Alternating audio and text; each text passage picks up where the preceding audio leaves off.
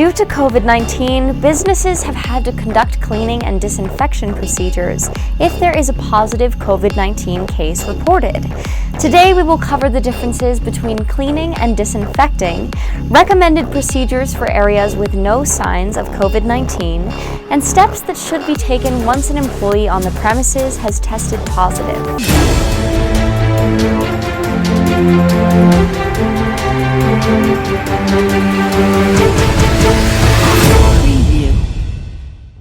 The terms cleaning and disinfecting are used incorrectly by many people. In truth, these terms have two completely different definitions.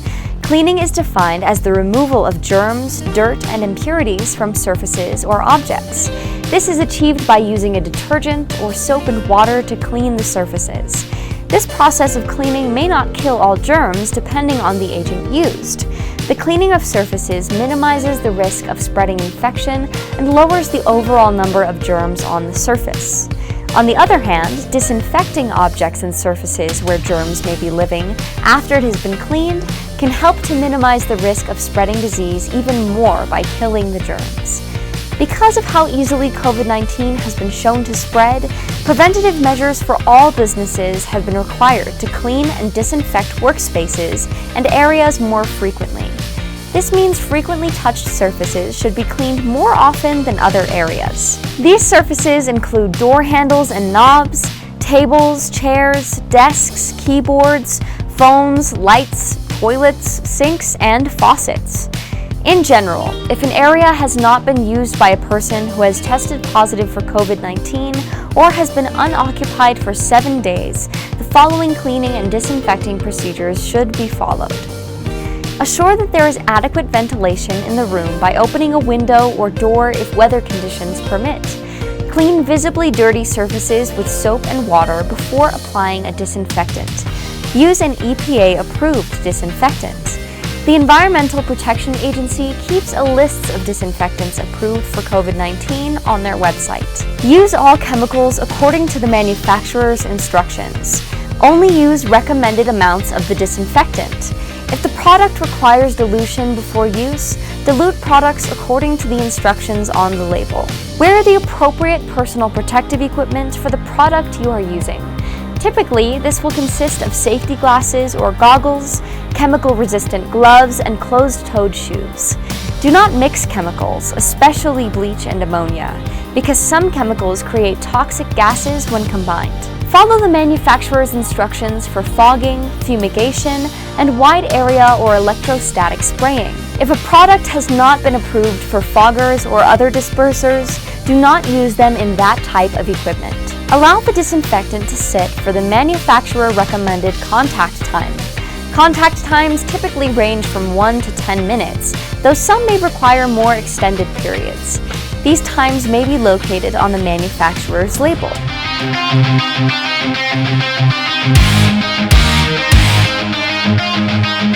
If an approved disinfectant is unavailable, a bleach solution may be substituted. Be sure to follow the directions on the bleach bottle for the product's specific ratio.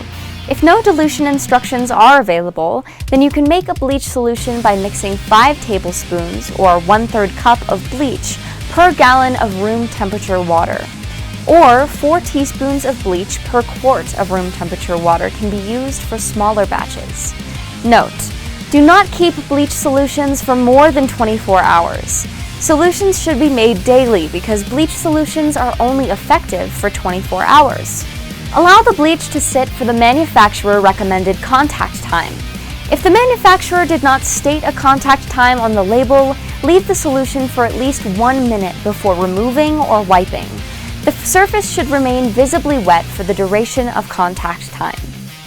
For soft or porous surfaces like carpets, rugs, and drapes, it's recommended that you vacuum these items as you usually would and clean with cleaning solutions appropriate for the surface or with soap and water. Use a household disinfectant following the appropriate cleaning method for that surface. The household disinfectant should be from the EPA's list of disinfectants for the coronavirus or COVID-19. If you can, launder items according to the manufacturer's instructions. Use the warmest water you can and make sure items dry completely. For electronic items such as tablets, cell phones, touchscreens, keyboards, and remote controls, use cleaning wipes made for electronic devices whenever possible. Follow the manufacturer's instructions or recommendations for how the product should be cleaned and disinfected. Note: not all cleaning and disinfecting chemicals are approved for cleaning electronics because some chemicals are corrosive to electrical components and can cause damage. If the manufacturer of the product does allow for traditional cleaning and disinfecting procedures, use disinfectants that are on the EPA's approved list.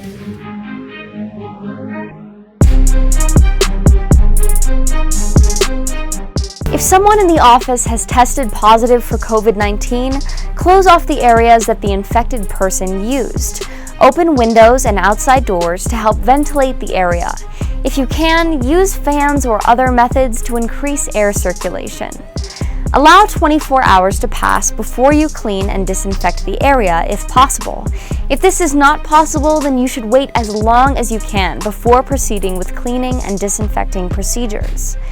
Wear the appropriate protective equipment for the chemicals that you will be using.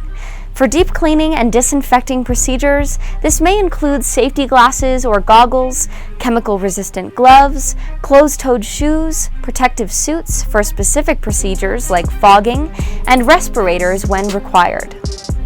Clean and disinfect the immediate area where the COVID-19 case worked.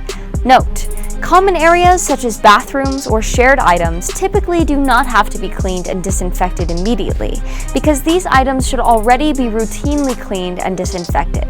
If you need to, vacuum spaces after all other people have left the area. Use vacuum equipment that has a high-efficiency particulate air filter and bag.